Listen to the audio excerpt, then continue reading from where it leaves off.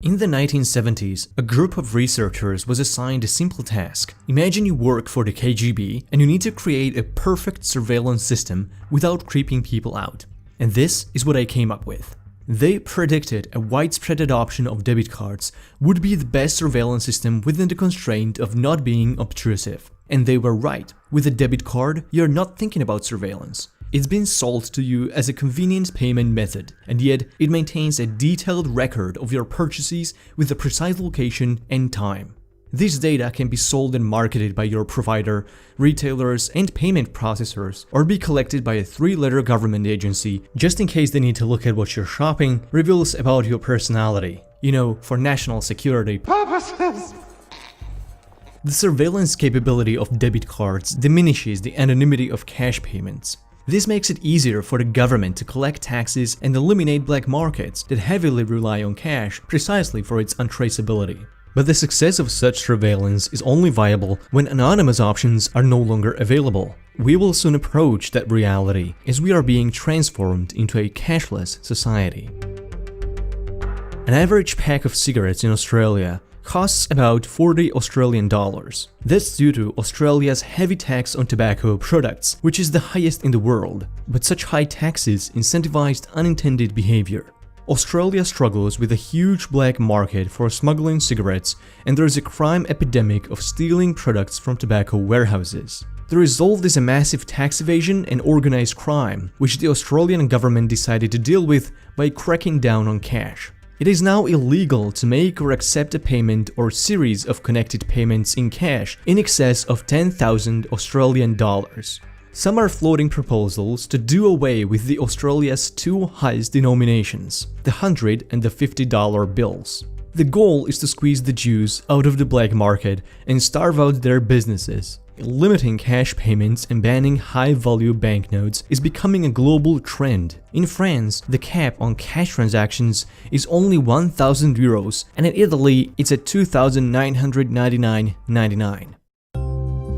The European Central Bank has recently stopped issuing 500 euro notes, although they will remain accepted as a legal tender indefinitely. To put it in perspective, this little European project of replacing 500 euro banknotes is actually going to require covering 300 billion euros in circulation, and it will cost 600 million euros. In some countries, the war on cash gets much more brutal. India's Prime Minister Modi banned the use of 500 and 1000 rupee notes basically overnight, giving Indians 50-day grace period to return their notes. 1000 rupees may sound like much, but it only amounts to roughly $14. This was a catastrophic blow to the Indian economy and poor working people that relied on cash to receive wages and pay rents. The country's economic growth slowed down by 17%, and Indian cities suffered from a massive exodus of up to 60% of migrant workers who fled the cities because there was not enough cash in circulation to replace the two highest denominations and pay their wages. Poor working people suffered the most from the Modi's plan, but his support was rock solid because he framed it as a strike against the corrupt elites in India. In fact, in all cases of eliminating high-value notes or posing caps on cash transactions, black markets and crime is always quoted as the main reason. However, a recent study conducted in the UK focusing on money laundering and terrorist financing revealed that regulated banks and accounting firms were the two biggest facilitators of illegal transfers and funding. Although cash ranked the third, banks were almost twice as likely to be involved in money laundering than cash. So as Elaine Owen from Bloomberg said, if illegal transactions are the reasoning for banning cash, then it only makes sense to ban banks and accounting firms first. It seems that living in a cashless society would be convenient for many, but an ordeal for others. Homeless people, charity workers, small retailers, cab drivers, or casual workers getting paid in cash would suffer the most in a world with no physical currency. But there is a country closer to being a cashless society than any other country in the world, and it's proving everyone wrong: Sweden.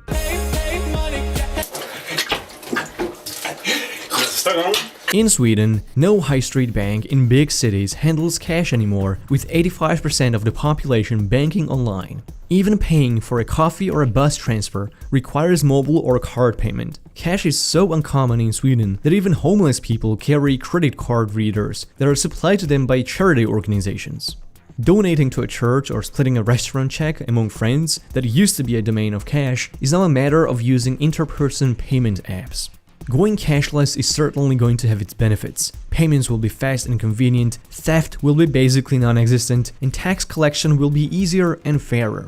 In the US, people without a bank account spend 5 to 9 minutes longer to get cash than average Americans. Theft of cash alone costs businesses $40 billion a year, which is more than credit card fraud, refund fraud, internet fraud, and bad checks combined. Credit card fraud results in $16 billion in losses, affecting 15.4 million Americans, although this number is rapidly increasing year by year. Tax evasion is a huge problem in the United States. The IRS estimates an average tax gap between 2008 and 2010 to be $458 billion.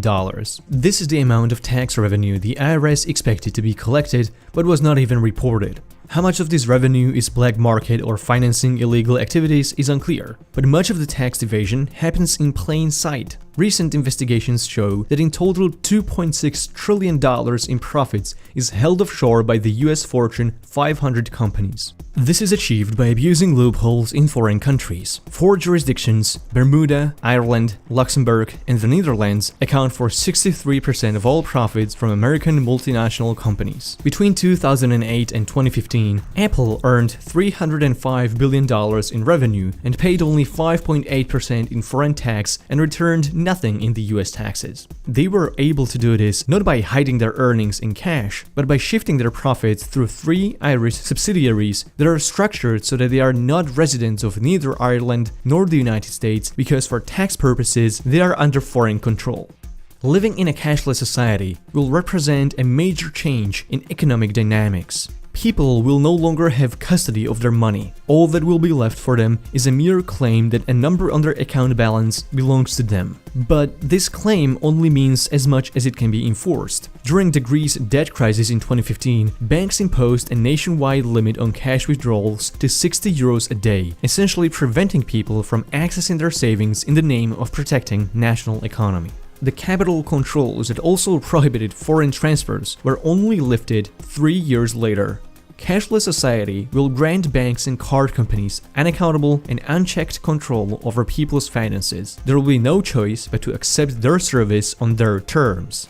The effects will spill over into social and political realms, as payment providers already ban their customers for speech or political positions. The existence of cash made it difficult for central banks to enforce monetary policies. During the Eurozone crisis, the European Central Bank resorted to charging negative interest rates on savings and deposits in order to discourage saving and boost spending. In theory, this strategy of quantitative easing didn't bring the desired results. When people started to lose interest on their life savings, it only incentivized them to spend less and save even more. People who wanted to avoid being charged for their savings could simply store their savings as cash in a safe. In a cashless society, this scenario would not be an option, and central banks would always have an ultimate say over people's funds. Making all transactions electronically creates troves of data that can be used to track individual purchases or even macro-engineer economic behavior of an entire nation. Data is one of the most sought-after commodities in the world,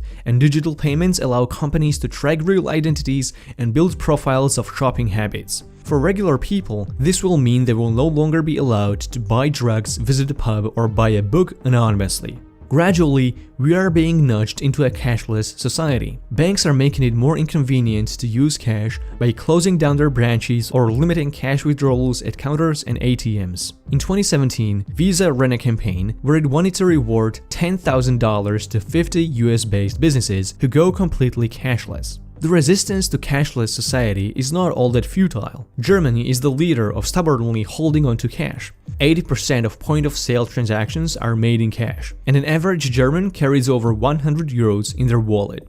Big supermarket chains only began introducing card payments in 2015, and tens of thousands of restaurants and shops are still cash only. Most Germans view cash as a means of freedom from government control and a way of preserving privacy and anonymity, which they are refusing to give up.